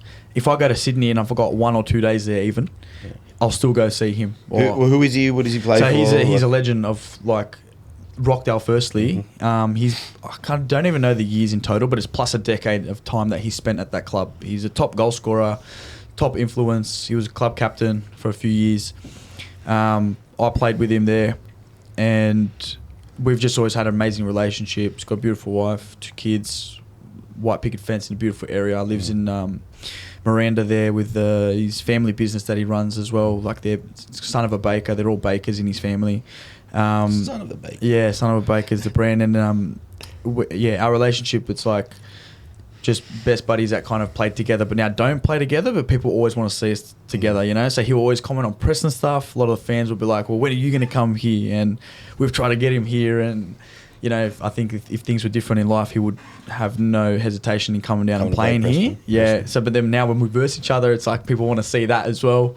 Yeah. We'll verse him in January. They're going to come down for the Masso Cup. Yeah. He plays for Bankstown now, so they're going to come down. We'll verse him. So if you want to come even and see what that's like, our relationship on a pitch, come down. You guys get into it? We got into it last time. Yeah. Didn't talk for a minute, but no, we're good like that. Like, you just know the game. Like we're just very supportive of each other. Last year, last season, not this year, but the one before, he would message me before every game and say, send me a goal celebration, because there was a time where he goes, I said to him, do this goal celebration, and he goes, all right, I'll do it, and then he scored. And then he goes, oh, like this is a thing now. Like, let's make this a thing. So he would send me a text message. I would send him a screenshot of like a footballer doing a goal celebration, like the Gareth Bale doing a laugh heart or something. He would play, he'd score, he'd do the celebration. And that became like a viral thing on Insta, that everyone was watching our stories or waiting for those stories at the end of the week to, 1, see the goal he scored, and 2, the celebration for it. And then he started taking the absolute piss, and he was scoring more goals in the games he was playing. So I was giving him multiple celebrations in the same game. Yeah. But But then I ran out, and this year I didn't give him any, and he's just blaming me for not scoring the same amount of goals. Nah, but it was like, it was a cute little thing that a lot of people on socials were seeing, like what we were doing for each other, because we'd always hype each other up. Like we're still different cities, different states, different clubs, but we're still each other's like biggest fans, you know. And I think that's what people appreciate, that kind of relationship, and will always associate us with each other. That's mad. So killer. So in terms of work related, how can people get in contact if they want to get some Prime, Atlantis, some Rogers? All you have to do is you can jump on our website, the www.performax.com.au, or you could just shoot me a private message, even if you really wanted to, and just let us know if you're interested in either fitting out a gym, adding to a gym. If you've just got any questions, to be honest, I spend a lot of time actually just consulting people for decisions that they want to make. So if they're not sure, just suss it out, get a quote, have a chat, pick your brain, get your autograph, all that sort of stuff. Yeah, you can just honestly, man, just pick up the phone, give us a call, or jump on the website, submit an inquiry. Then I'll be the one to call you, depending on the region that you're in. And then man, I'm just more than happy to help everyone and anyone. What's your number one machine? Brand and machine. Give me top 5 then. Well, if this doesn't go to, is American going to see this? Because I know you're in America now with the Hustler pads and the rest of it. Do they watch this stuff? Because this is a conflict of interest. I can't. Because I don't want to say one brand and one product, and the other brands have a look at this. Okay, done. All right. I can give it to you. I'll give it to you. Top 2 from each brand. Okay, that's cracker. That's a very good question. Rogers Athletic. I'm not going to say it's in order, but it's in order. The squat. The Power Squat Pro, the XT, and the hip press. 2 phenomenal leg machines. Incredible. I'd put them first hand in every gym. That's the first 2 pieces I offer people that come and say, what do you think? Prime, I'm going with I'll go with a bit of a left field one for you guys, and I'll say the adductor machine, the pin loader hybrid series. I think that they make the best one in the industry that I've seen. Right? And I can say that confidently in terms of what I've used, and I've probably used every modern day one out there. A lot of old school stuff I haven't, but in terms of what I offer, and aren't you guys selling one right now? Or that's an Atlantis? Atlantis. Yeah. The prime one for that is my personal favourite. Backrest on angle? That I would love to introduce that to them. Yeah, but they got a lot going on, as you'd know, on their plate to start making little. They're bringing new things out, but in terms of adjusting old things, it's not really in the pipeline for them. Like we've sent suggestions, as you could imagine, but nothing like that. But then there is, if you're looking for something like that, the Gluteator that we are selling now. We've brought that back. Dynavec. Yeah. Is that the 45 adduction? Out wide. Yeah. So we've got those that we've brought back in. But another. I could just go with the Extreme Road because it's completely different. The plate loaded Extreme Road Prime. It's just something different, Like it is good. They make everything good. Their front lat pull down as well. I can't really fault it. Plate loaded one. Yeah, the new one, the 2.0. That for me, the stretch is insane, incredible. If I go to Atlantis, I'm gonna go with maybe the pendulum squat. You can't really go past that. The best. The V2 best leg machine. Yeah, the pro plate, all the torque arms on it. The pro because it's got the adjustable foot pad and the rest of it. You know what I mean? All the metal on the back to stop it from flexing. Yeah, it's scary when you put a few. Jason's licking his lips. Yeah, so I'm going with that. And I couldn't say much in the soccer talk, man. Yeah, I could go with. You know what? I could go between the 40-degree leg extension or the pivot press. I think they're both really, really good as well. They're lower body legs. 40-degree leg extension. Yeah, 45-degree leg. Is it 45? Yeah, 45 leg extension. Sorry, leg press. Yeah. The 45 leg press. From Atlantis. Or the pivot press. Yes, those two are my favourite leg press machines. Chosen bilateral. Oh no, sorry. This is brand separate. Yeah. No. Those two for Atlantis for me. And what's a pivot press? So the pivot press is similar. It's like a leg press, but the pad kind of dips down. It so you not like the Cybex, like the one that everyone loves. Cybex that's on a hinge. Yeah. Is it the side like full plate gives you hill elevation as you come down? Yeah. Yeah, and it's on a hinge that sort of a bit like that. Yeah. So if you get a chance to look at a pivot press one day, their Atlantis one's phenomenal. But it's very similar to the leg press. But I get like the feedback for both of them being just like, give me both of them, and they're very similar function, but that's how good they are in my opinion. If I went to Arsenal, I could say the lever row's been one of the most sold pieces that I've been pushing out since we've taken them on board as distributors. Which one's the Videographer, bro? So it's like chest supported row. It's got the swivel handles. Yeah. I've got a client in Sydney. Diverges. Yeah. Comes wider. Yeah, you can come wide. Yeah, a little bit wider. Yeah. He can put one plate on it, and he's a big dude. He's the most humbling machine in his opinion, and he's got about 8 T-bar rows in his gym. So, it must be decent. Yeah. That's decent with him. Yeah, what else? They make another good leg press too, to be honest. Bilateral leg press. Yeah, they make good leg press too. That's killer. They just came out with the new 4Jack series as well. Sick. I haven't seen that. Yeah, have a look at it. Powerlift, you know what? Surprisingly, their footprint is just way too big for anyone, I feel like, outside of America. Their machines are really big and built for the colleges and the universities and the big guys you see in Instagram videos just bashing weights around and stuff. Man, the foot, the pad is they're like the the size of hammer this cushion. sort of thing, yeah? It's Like the actual bigger. entire machines, like the hammer incline, like they're big cages, yeah? Yeah, but I feel like they're bigger, and the steel is as heavy duty as you get. You can't get. I don't think you Are they make stronger American steel. made? Yeah. They're incredible brand to work with. I really love their chest press, plate loaded chest press, from an ego standpoint. But That's seated, yeah? yeah, Like you're not lying seated down. vertical chest press, Yeah. Plate loaded. Yeah. Insane machine. I love it. It was probably my favorite chest press machine to use actually. What else do they do? Because their function a little bit different. Like even the shoulder press is like incline and you're going backwards above your head. I struggle with that obviously with the shoulder and stuff, but they make it's a little bit different That's why compared to the other the brands. prime one's a bit goes all the way back a bit. Do you know how I use the prime one? If I use it, Facing. I face the pad. Yeah. But then I don't want to load it too much because of the position of my back, I don't want it to crunch and then something go wrong trying to lift too heavy above my head because I'm not supported from behind. So I don't advertise it like that. But if someone turns around after they get it because they want a prime fit out and they want everything prime and they say, the shoulder press is a little bit weird. Okay, well, turn around and just see if you notice a bit different, but just drop the weight. And then, oh, wow, cool, man. That's something different. I go, yeah, but it's not. I'm not recommending it. It's a safety feature. You know what I mean? Don't come back to me and say, this guy told me to do this. I got questions to ask you, but it's gonna make you choose brand. It's gonna make you choose brand. Oh, no. You know what? I'll do it. Just tell me. Number one hip thrust. Nautilus. And it's not even my brand. And that's how I sell. Scotty. Actually, you know what? Can I tell you something?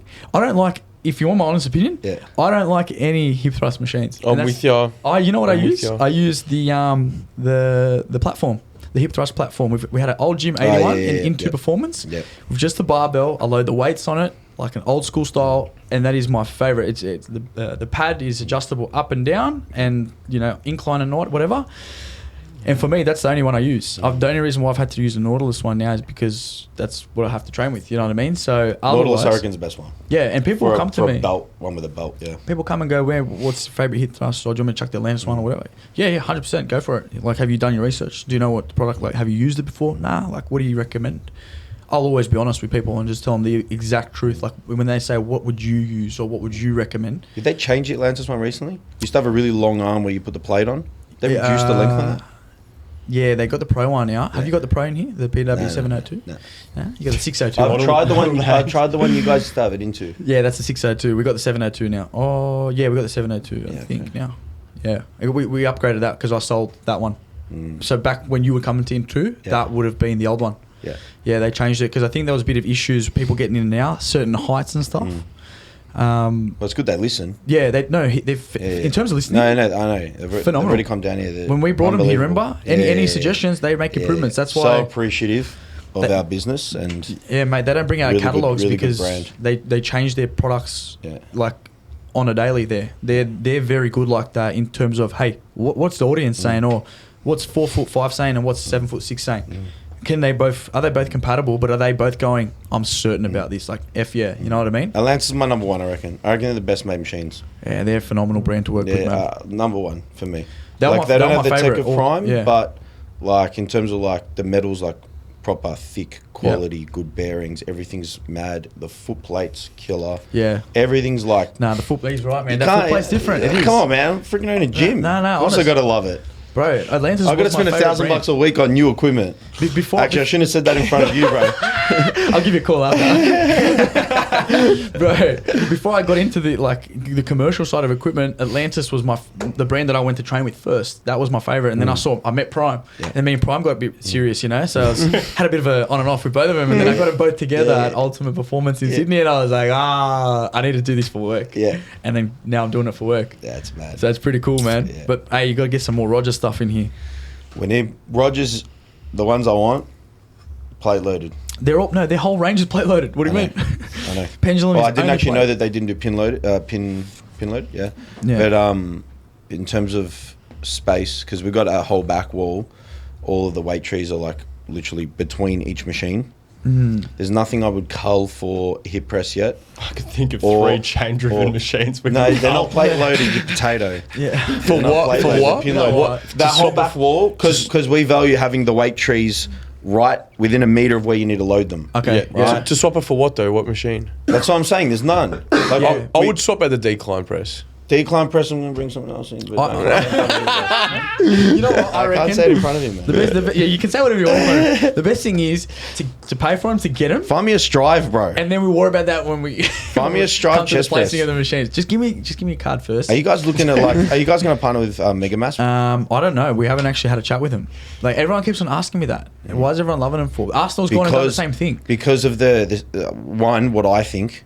Their Smith, the row? The row on the Smith arms. Arsenal just bought one out, Everyone's using it. Yeah, but Arsenal just brought that out. And everyone's coming saying, oh, mate, these look the same. Well, that's what happens in this industry. Everyone's like kind of doing the same sort of thing to a degree, you know? That's why our ones are a bit different because your Prime's got your smart cam. No one's got that. And if you've got it, you shouldn't. Yeah. If you got it, you're breaking the law. Yeah.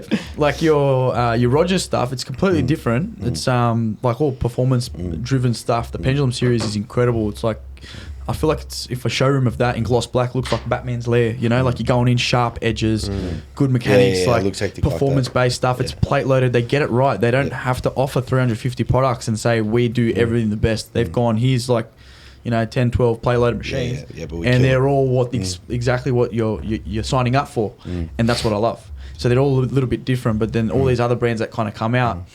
To a degree, I'm paying attention, but to a degree, I'm also not. I would sus Megamass. I think what looks valuable from their standpoint, and it might not suit every single person, as in every single gym owner, but there'd be a big market out there that love the old school leverage flex, and they pretty much have been, from what I understand, just making improvements to what already used to exist. That's not manufactured anymore. So like they've got a few cool like leverage style presses, rows, that sort of thing. Well, it's something we can explore, man. A lot of the times we can go out to people and offer our services, but a lot of people also come and offer this at like whatever they have to offer to us and say, do you guys want to take it on board? That's what happened with Arsenal. They approached us start of the year and go, the noise you guys are making is really good. We see the potential with working with you guys. Do you guys want to represent the brand? Yep. Sure. If you can add more, no worries. So, just to take it back one step as well. Sorry, I think I cut you off. No, you're right. But the Arsenal row, the one that's similar to the. Let me be. We're laughing, bro, because this is every day. Yeah, no, that's fine. He loves machines. Can I just say something? Loves machines. You guys are laughing. Why I'm not laughing is because that's my everyday. It's your job. Yeah. I'm paid to listen to that guy. And so now I'm like all about it. So if he's got something to say, come on, man. No.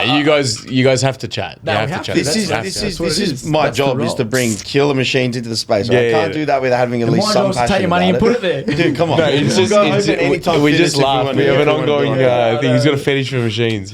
There's a lot of people out there that do, and you know what? I'm all for it, man. Sometimes. Well, that's why the gym is the gym, mate. Like that's what makes me hard-ons, bro. I'm telling you. When I look at that,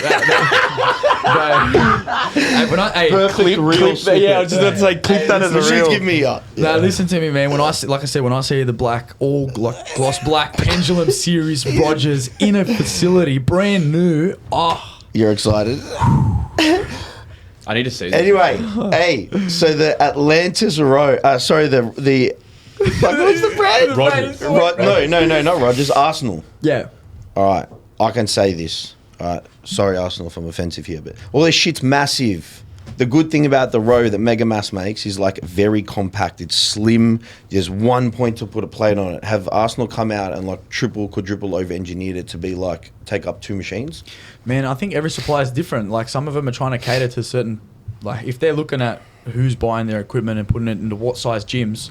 Like if you're like an Alpha Land and you're fitting out Alpha Lands 24/7, you've got all the square meters in few in leg the world. extension add-ons as well. You can do whatever you want, and these companies are kind of catering to just putting bigger in places like that to fill the space. Where you might have a space that's 400 square meters and you want 3 different leg extensions. Well, it's probably not a smart idea. It's unaffordable here to have, depending on what sort of vibe you go for, but us being obviously capped at 300, like there's only so much we can charge for a membership.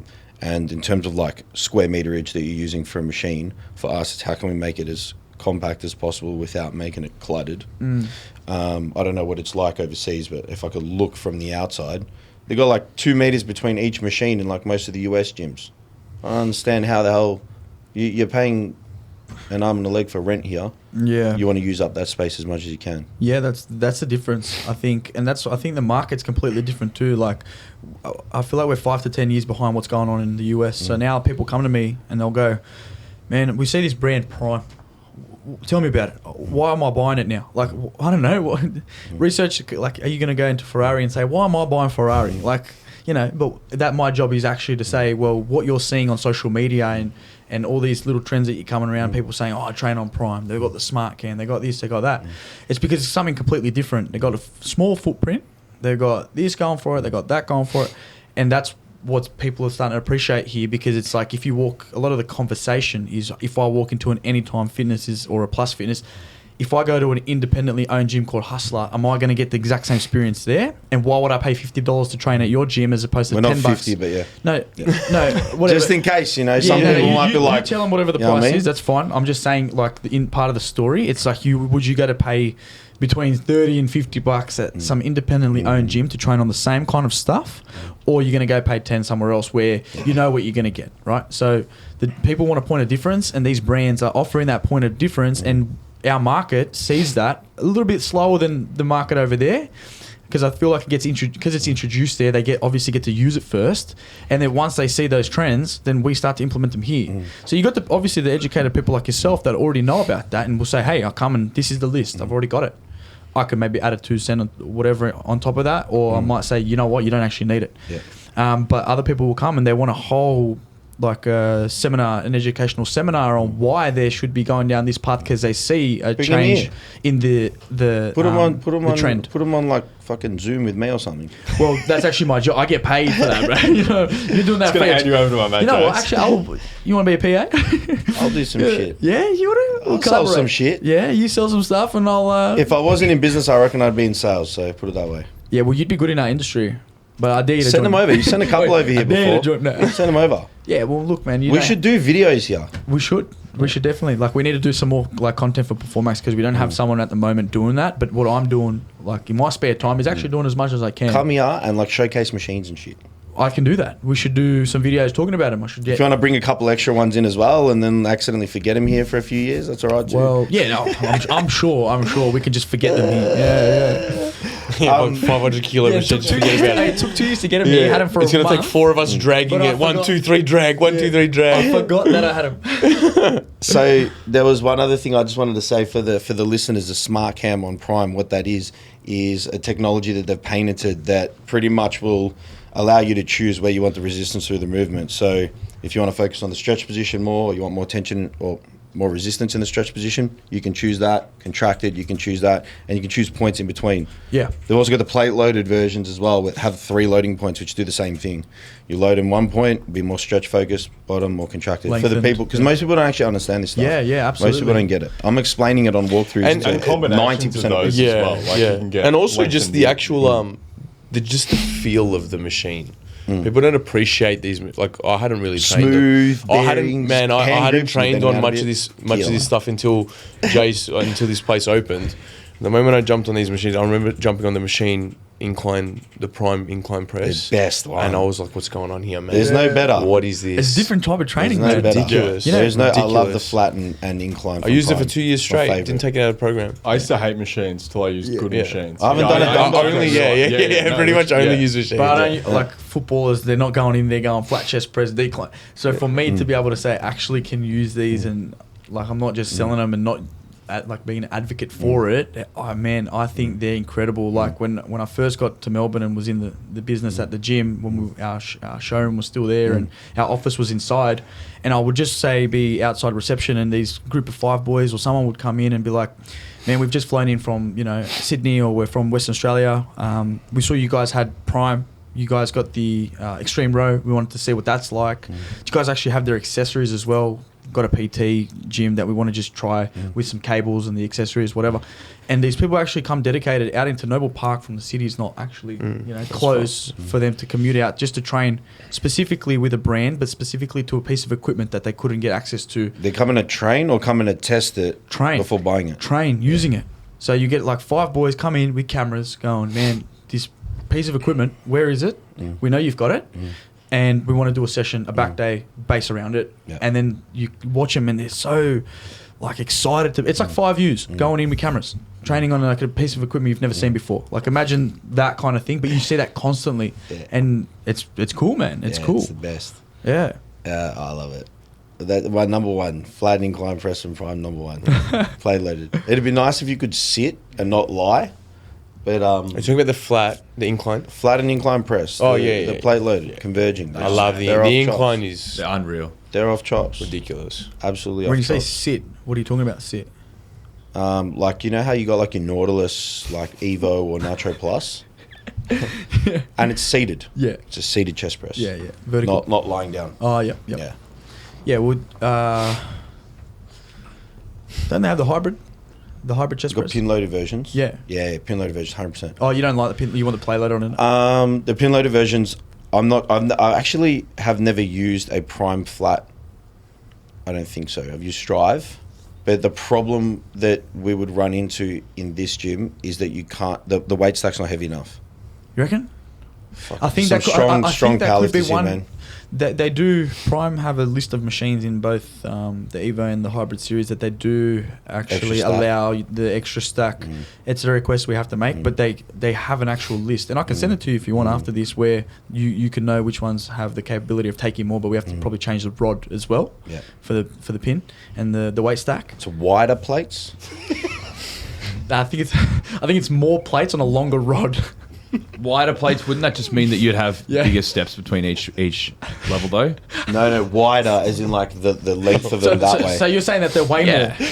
The plates the same more. thickness. The machine shell and the stack and everything. You mean the heavier ones are wider? Yeah. The heavier ones go wider, or do they go thicker? Yeah, it would make sense if they were thicker, but no, you just have more of the actual More plates. More plates. So It's like what you you've said, done you've like manually done that on some machines here. So if you get a rod and there's 12 holes in it, No, there's just simply more volume. They don't need to be larger. There just needs to be more volume. correct. On them. Yeah. So the problem is when you lock it out, because the weight stack's almost at the top. So I was asking, like, is it a wider plate so that you don't lose small plates? You know no, what I mean? think that's something to do maybe with the rubber stoppers at the top. Maybe there could be 2 or there could be 1, or you could maybe shave a bit off if you're going to do so. There's a couple of different ways around I that. see what you mean. Because the stack's bigger, it starts halfway up the. I'm in 2030 with this. The thing is, they leave a bit of space. Like it's like what kind of room do you call it? Like a bit of play. Headroom. Bit of headroom. Yeah, a bit of headroom to play. That's how the leg extension add-on works. Correct. Yeah. So that'd be if in you do trouble. want to change it, or if they actually manufacture them with the capability of amending them, you do have that space at the top. You know what they got to do if they want to listen. Tell them how. Tell them. I want to tell them exactly how to run Tell the them business. Just a bigger cam. A bigger cam. Yeah. Same amount of weights, bigger cam, longer lever. Oh, thank you for your feedback. I'll pass that on. Tell me to use chains as well instead of cables. Jace loves chains. Yeah, no, look, I love chains too. I use the chains. I'd use them as a choker chain on cam because I'm mutt. Just loves a chain, eh? Hey, we sat outside cleaning those chains one day. How long did it take us? Ah, man, well, there was at least We got 7 one of- days to You know take those that like shit apart, hard put it back gold together. brushes that you get, the little toothbrush things? Yeah. And we were scrubbing, bro, soaking it in water, scrubbing each little part of the chain. No way. And then we got onto they're it, and all- I'm like, I hate I this. can't imagine what he's roped you Yeah, guys into doing. Oh, bro. With no Loves context it. as well. Loves it. Nah, I don't rope him in too much. Yeah. I don't rope him in too much. You chain I need him your in. help. Hey, wait, I need your help for Doesn't 5 rope minutes. ya? Yeah. It's carrying a fucking 300 kilo fridge up the stairs. Don't tell her HNS. Come on. There was. Oh, what was I gonna say? Chains. Yeah, the Nautilus pieces, the chain-driven pieces. Yeah, that's the good They stuff. came out of Finlays, right? Oh, tell me more. Yeah. Oh, what? You know Finlays? No. All right, Schwarzenegger, all the Mad I Dogs, thought you were Mensa, all those guys came and trained Wrestler, Finley. Yeah. there, right? They've used those machines downstairs. You understand? Yeah. We're talking like antiques Yeah. with like Schwarzenegger sweat on it. You know? What I Yeah. mean? Mad. Oh. But anyway, they're like 50 odd years old, and they were sitting in a garage for 6 years, and I ended up getting them, and they were screwed. So we had to take them apart, clean everything. Marcus offered his Services. helping hand. Don't you think it's And we crazy that cleaned them. those antiques actually sit in people's garages and get flogged off for like Yeah. $500, and they don't even know they're sitting on the gold mine? There's one guy in Geelong. You know him, Leo. Unbelievable. Yeah, actually, I think I do. He's like puts shit up and then doesn't sell it. I'm like, Yeah. he's like, nah, I'm not gonna sell it, man. Someone He's got tells like him. 70 pieces in his garage. I'm Someone like, tells him that he's actually sitting on something, and he goes, "Oh, actually, yeah, nah." Yeah, he all puts good them up things. for a good price as well, and Yeah. they like all need to be recode. But Oh. then he never pulls through. He's like, I'm gonna keep I'll it. never the one that I came with you to, that one house. Oh This yeah, guy had he's like- a mad dog. Yeah, he's a mad dog. Daniel, he had yeah. like different rooms in his house, bro. Whole backyard, carport, whole garage, You'd and know it's him. I'm talking. I don't know how he He had gets a shit in and Corvette out in the middle of the garage, surrounded by Nautilus. I'm talking centimeters away Yeah. from each other. Machine like wiveled in. But I'm like, all Nitro Evo. if and, you like, look at clean. it, you'd say it's a 5-man job to do this at least, like machine by machine. I don't know how he's done on his own, but shit is like snug. Everything's right in this. He's got what got a whole minimum Nautilus gym in there. He's got to have 40 machines in off there. chops, at every least. single Nautilus piece. I message him every couple of months. I'm like, come on, sell me the adductor abductor. Does he have a I'm like, gym? go on, it's a good one, but I'm not selling it. I'm like, No, sell it to me. What's your apparently price? He's been saying he's going to open a gym for a while, but he hasn't. Oh, okay. So he's holding on to. I'm it not with- sure. I'm not sure what he's going to do, but he's an equipment reseller. He just sells Nautilus. Okay. and Well, he's he's just in a been good market, stockpiling. really, because that's some of the most sought after stuff, man. People, It's my really hard clients to will come find to now, me. though. They'll do a Really whole video hard. and go, "Hey man, did you get a Nautilus Evo or something?" I need a Nitro. I need a Nitro Plus or an Evo abductor. He comes and messages me. Hey, Non-stop every 2 months. What do you guys sell Just in case you secondhand? forgot. Here's a list, man. Yeah, can you get me a Nautilus Nitro abductor? Bro, is it part of the... Now I'm going to go on my own accord looking for this guy. It's a secret menu. You gotta I'll give do me a it. better list, Bro, bro. you know what? I'd do it, but you got to be like... You have to have shot with me within like the last like 7 days. 7 days, all right. For me to go out of my way to find that foot. Nah, I'm joking. I'll do it work for a you. loophole. I'll do I'll it work for a you. loophole. If you, no, seriously, if you do need things that Can we you can't- squeeze something? Get down here. I do a bit of oh yeah, Just get something down from For overseas display? for me. Yeah, yeah, some content. abductor. The Yeah, prime we'll one, work something out, of course. the prime one, No. the Nautilus one. I gotta Probably find it. Nautilus Nitro Plus or Evo. I gotta find it. Leave it Nitro with me. Plus, yeah. Like I've done that for guys before. That obviously I would do it for you definitely. Yeah, yeah. So guys, you hear that? All right, he's not doing it for you. He's doing it for me only. Just for him. All right. If you want Nautilus, if you want Prime, Atlantis, all that stuff, he'll do that. But don't go asking him for shit because I'm going to buy that stuff. All right? Just relax. Anyway, should we be done? We're well over an hour, guys. Oh, Jake, thank you very much for your time. Nah, thank you. Thanks for coming on the podcast. Thanks for telling us about your story. And thanks for getting me that Nautilus Nitro abductor that is going to arrive here soon. Listeners, thank you very much for listening and tuning in. As always, we appreciate the support. If you guys have questions or any suggestions, drop them in the comments anywhere, wherever you're listening. And we'll catch you guys in a couple of weeks. Thank you very much, boys, for having me. Really appreciate it. It's been, Thank you. It's been a minute. I wanted to get here for a while since you guys started the podcast, but thank you for having me. Oh, wait, hold on. Just quickly, I know I signed it off just then. Where do they find you on Instagram? Jake Trajkovski Yeah. at Performax Equipment. Yeah, Performax Equipment. Yep. Performax Equipment's the Instagram handle. It's got 2 X's. Yeah. People do message my private as well, so Jake Trajkovski's there as well. Websites and stuff like that, www.performax.com.au. Don't forget the double X as well. A lot of people put one and then, hey, email bounced or something, so just make sure you get that right. But yeah, there's a lot of avenues to find me. So if you need anything, just let me know. Done. Cheers, guys. Locked.